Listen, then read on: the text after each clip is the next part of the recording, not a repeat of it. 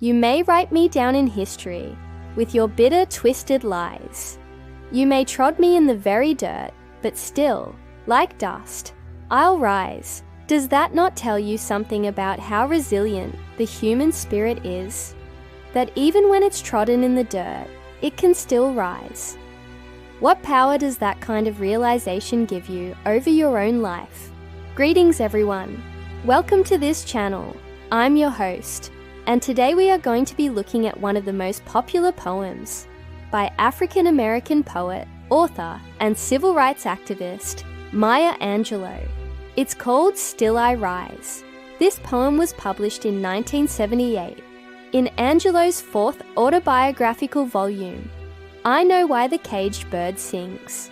The collected poems of Maya Angelou contains 196 stanzas across 46 poems, many of which were written during the height of the civil rights movement. Maya Angelou was born in 1928 in St. Louis, Missouri.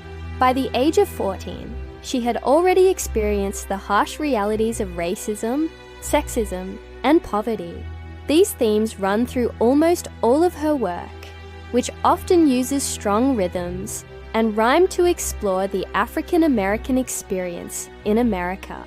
Still, I Rise begins with the speaker defiantly telling her oppressors that they may write her down in history with their lies. Despite this, she will still rise above their expectations and prevail. The second stanza continues with this imagery of rising. She says that they can tread her into the very dirt, but like dust, she will still rise.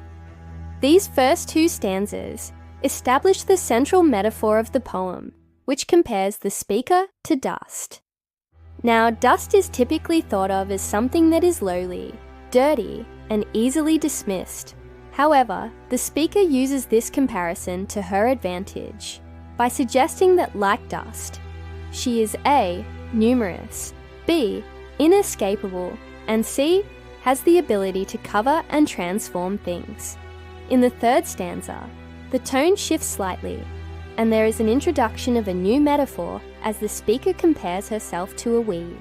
She says, "You may shoot me with your words, but roots I have that run deep," suggesting that despite their attempts to hurt her with their words, she is deeply rooted and will continue to grow and grow. The next stanza reinforces this idea of growth and progress, saying, "You may cut me with your cruel words, but still I will be tall." The repetition of "I will" emphasizes her determination and strength. In the fifth stanza, the speaker directly addresses those who try to hold her back, saying, "Does my sassiness upset you? Why are you beset with gloom?" She questions why they are so bothered by her confidence and spirit, to which they respond by calling her a disgrace to her race. To this, she simply replies, "Maybe I was born with the will to be your equal." Here she challenges the very foundation of their argument by stating that their inequality is not natural or ordained, but merely a product of societal conditioning.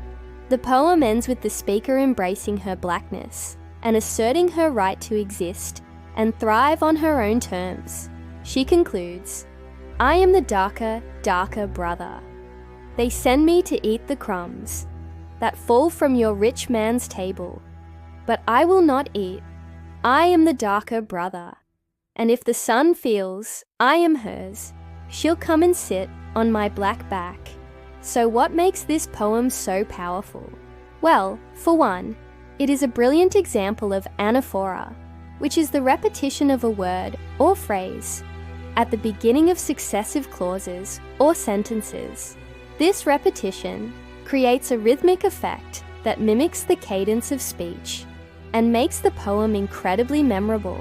The central metaphor of rising also contributes to the poem's power by underscoring the themes of resilience, perseverance, and hope in the face of adversity.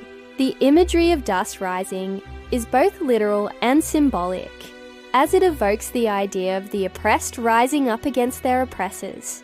So what do you think? What makes this poem powerful for you? And what other poems by Maya Angelou or other African American poets would you like us to look at? Please feel free to share your thoughts in the comments below. And thank you for watching.